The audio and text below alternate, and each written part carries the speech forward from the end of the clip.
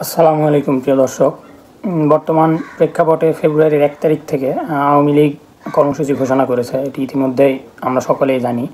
এখন এটি নিয়ে নানান আলোচনা রয়েছে যে আসলে এটি কি সঠিক সময় কিনা আওয়ামী লীগের কর্মসূচি ঘোষণা করার জন্য, বা কি কারণে এই 6 মাস পর এসে আওয়ামী লীগ কর্মসূচি ঘোষণা করলো। এখনও তারা কি সাংগঠনিকভাবে এই কর্মসূচিগুলো সফল করার জন্য প্রস্তুত কিনা। তো এটির আসলে আমার ব্যক্তিগত মতামত যেটি আমার কাছে মনে হয়েছে সেটি হচ্ছে, এই 6 মাসে সোশ্যাল মিডিয়াতে আওয়ামী লীগের বিদেশে থাকা যে সকল শাখা রয়েছে সেই শাখাগুলোর বিভিন্ন নেতাকর্মীদের বিভিন্ন বক্তব্য থেকে যেটি আর কি আমার কাছে মনে হয়েছে যে শেখ হাসিনা সব থেকে বেশি গুরুত্ব দিয়েছে দেশে থাকা বিভিন্ন তৃণমূলের নেতাকর্মীদের সাথে যোগাযোগ স্থাপনে, এবং বিভিন্ন হামলা মামলার মাধ্যমে যারা ক্ষতিগ্রস্ত হয়েছে এবং এখনও হচ্ছেন তাদের খোঁজখবর রাখা। এছাড়াও আরও যেটি মনে হয়, শেখ হাসিনা বেশিরভাগ কেন্দ্রীয় নেতাদের উপর আস্থা হারিয়ে ফেলেছেন, যার কারণে তিনি নিজেই তৃণমূলের নেতাকর্মীদের সঙ্গে কিন্তু যোগাযোগ করছেন। এটি আসলে বিভিন্ন গণমাধ্যমে বিভিন্ন বক্তব্য বা বিভিন্ন পোস্ট থেকে কিন্তু আসলে বোঝা যাচ্ছে বা ধারণা করা হচ্ছে যে তিনি তার নিজস্ব লোক দিয়ে আসলে এই নেতাকর্মীদের সঙ্গে যোগাযোগ করার চেষ্টা করছেন। এবং এটিও আসলে ধারণা করা হচ্ছে যে জেলা উপজেলা থেকে শুরু করে এমনকি এটিও শোনা গেছে যে ইউনিয়ন পর্যায় পর্যন্ত একদম তৃণমূলের নেতাকর্মীদের সঙ্গে তিনি নিজেই যোগাযোগ করার চেষ্টা করছেন। এবং এক্ষেত্রে কিন্তু আসলে তিনি যেই আওয়ামী লীগের তৃণমূলের সঙ্গে যোগাযোগ করছেন এবং সকলকে যে পুনর্গঠিত করার চেষ্টা করছেন, এটিও তিনি সময় নিয়ে তিনি নিজের মতো করে করছেন।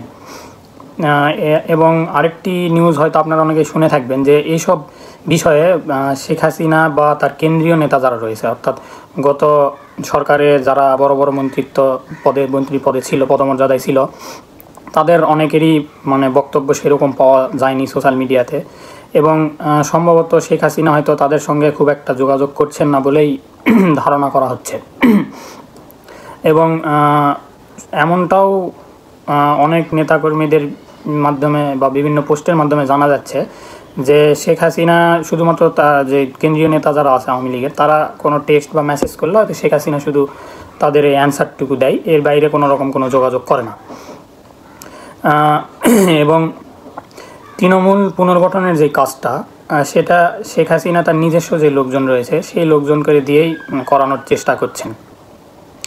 আর এখানে তৃণমূল নেতাকর্মীদের যে চাওয়া, সেটিও বা সেই মেসেজটাও শেখ হাসিনার কান পর্যন্ত পৌঁছেছে।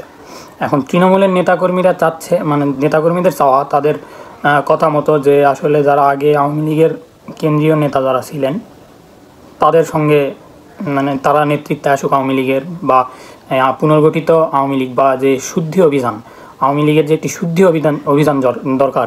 এটিও আমি বলে রাখি যে অনেক তৃণমূলের নেতাকর্মী, ইভেন আমার নিজের গ্রামে আমার একদম সাধারণ যারা সমর্থন করে আওয়ামী লীগের, এরকম 2-3 জনের সঙ্গে আমি কথা বলেছি জাস্ট এমনি। তো তাদের কথাও মধ্যে দিয়েও এই জিনিসটা বুঝতে পারা যাচ্ছে যে আওয়ামী লীগের নেতাকর্মী সমর্থক সকলেই মনে করেন যে আওয়ামী লীগের একটি শুদ্ধি অভিযানের প্রয়োজন রয়েছে। এবং এই আওয়ামী লীগের তৃণমূলের নেতাকর্মীরা ঠিক এটাই চাচ্ছে যে আওয়ামী লীগের যে শুদ্ধি অভিযানের মাধ্যমে পরিশুদ্ধ হয়ে যে আওয়ামী লীগটা আসবে, এই আওয়ামী লীগে যাতে সুবিধাভোগী এবং যেসব কেন্দ্রীয় বড় বড় নেতাদের কারণে আজকে আওয়ামী লীগের এই পরিণতি হয়েছে, এই করুণ পরিণতি হয়েছে, এই সকল নেতারা যাতে কোনো অবস্থাতে না আসে। এমনকি আরেকটা তথ্য আমি আপনাদেরকে দিই, সেটা হচ্ছে আমার নিজ এলাকাতেই আমি একজন আওয়ামী লীগ ঠিক না আসলে ওইরকমভাবে আওয়ামী লীগের রাজনীতির সাথে জড়িত না, বাট খুবই কট্টর সমর্থক, আওয়ামী লীগকে সমর্থন করে।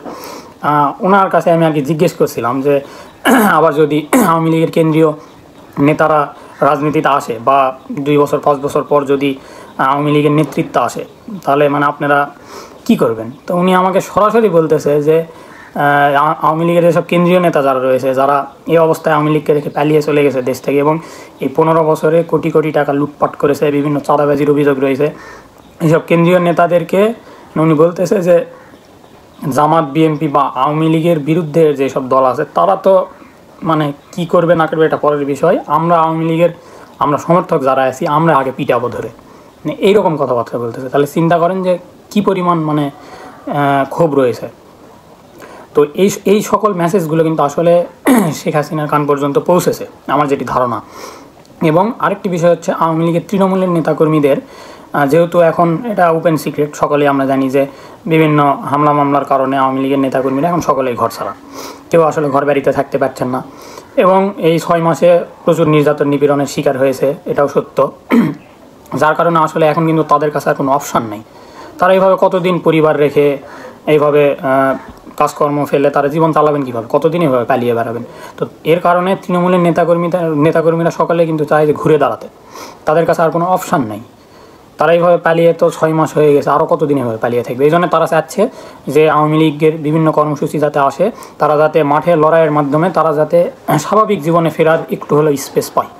তো এই মেসেজগুলো আসলে শেখ হাসিনার কান পর্যন্ত গিয়েছে। এবং যেহেতু শেখ হাসিনা তৃণমূলের নেতাকর্মীদেরকে সবচাইতে বেশি গুরুত্ব দিচ্ছেন, সেই জন্য তৃণমূলের নেতাকর্মীদের এই আকাঙ্ক্ষা থেকেই হয়তোবা ফেব্রুয়ারির 1 তারিখ থেকে ফেব্রুয়ারি মাস জুড়ে 18 তারিখ পর্যন্ত যে কর্মসূচি ঘোষণা করেছে আওয়ামী লীগ, এটা হয়তোবা ঘোষণা করা হয়েছে।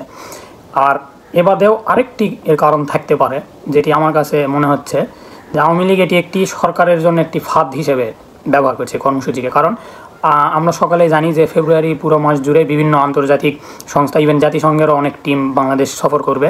তারা বিভিন্ন বাংলাদেশের বর্তমান পরিস্থিতি এবং আগামী নির্বাচন নিয়ে বিভিন্ন পর্যালোচনা করবে, বিভিন্ন পর্যবেক্ষণ করবে, বিভিন্ন আলোচনা করবে সরকার এবং বিভিন্ন দলের সঙ্গে তারা মত বিনিময় করবে। তো এই সময়টাই আসলে আওয়ামী লীগের এই কর্মসূচি দেওয়ার কারণ হচ্ছে যে এই আন্তর্জাতিক মহলকে আকৃষ্ট করা, যাতে আন্তর্জাতিক মহল এটা মানে বোঝে বা এটা জানে যে হ্যাঁ আওয়ামী লীগ নিপীড়ন নির্যাতনের শিকার হচ্ছে। যার কারণে এখন ফেব্রুয়ারির 1 তারিখ থেকে কর্মসূচি দিয়েছে। এবং এটাও কিন্তু আওয়ামী লীগের নেতাকর্মী, ইভেন শেখ হাসিনা তিনি নিজেও জানেন যে ফেব্রুয়ারি মাসে এখন আওয়ামী লীগের নেতাকর্মীরা মাঠে নামা মানে মার খাওয়ার জন্যে, অর্থাৎ জ্যাসে মার খাওয়া। তো তাহলে কী জন্য জ্যাসে মার খেতে যাবে? তো তার কারণ এটাও একটা বড় কারণ হতে পারে, অর্থাৎ মানে ভিকটিম হিসেবে আওয়ামী লীগকে ধারণা, মানে আওয়ামী লীগকে ভিকটিম বানানো, বা হচ্ছে মানে আওয়ামী লীগকে দেখানো যে হ্যাঁ বিদেশি আন্তর্জাতিক মহল থেকে একটি সিম্প্যাথি গ্রহণ করবে হয়তো এটার মাধ্যমে, যে দেখো আওয়ামী লীগের নেতাকর্মীদের উপরে কী রকম নিপীড়ন নির্যাতন চালানো হচ্ছে।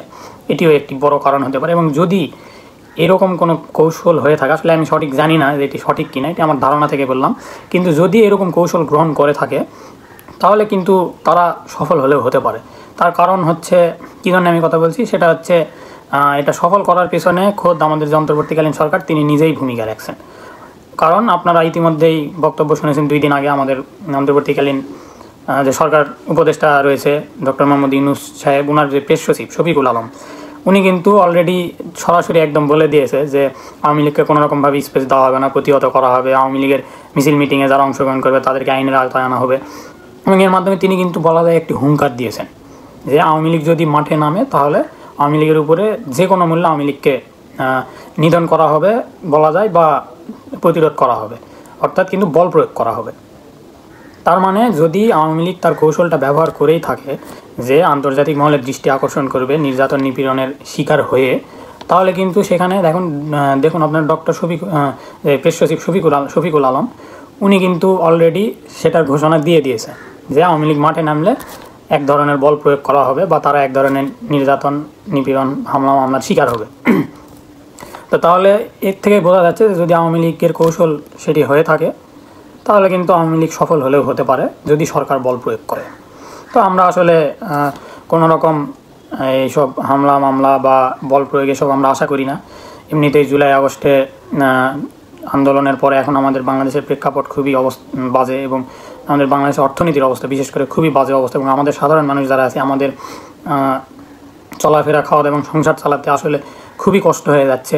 তো যার কারণে আমরা আসলে আর কোনো রকম গণ্ডগোল বা কোনো রকম ভায়োলেন্স হোক এটা আসলে আমরা আশা করি না। এবং আমরা আশা করি যে আওয়ামী লীগ যদিও মাঠে নামে, আমাদের অন্তর্বর্তীকালীন সরকার তারা অবশ্যই কোনো রকম বল প্রয়োগ ছাড়া এবং কোনো রকম যাতে বড় ধরনের গণ্ডগোল ফ্যাসাদ এরকম কিছু না হয়, তারা সেইভাবেই বিষয়টাকে আসলে নিয়ন্ত্রণ করবেন। এবং আমরা আসলে সর্বোপরি শান্তিতে থাকতে চাই, এটাই হচ্ছে কথা। দেশ যাই চালাক আমাদের কোনো সমস্যা নেই, আমরা আমাদের তিন বেলা দুমুঠো ভাত খেতে পেলেই হলো, জিনিসপত্র আমরা একটু কম দামে কিনতে পারলেই হলো, এতটুকুই। আমরা আর কিচ্ছু চাই না, আমরা শান্তিতে থাকতে চাই। ধন্যবাদ। আসসালামু আলাইকুম।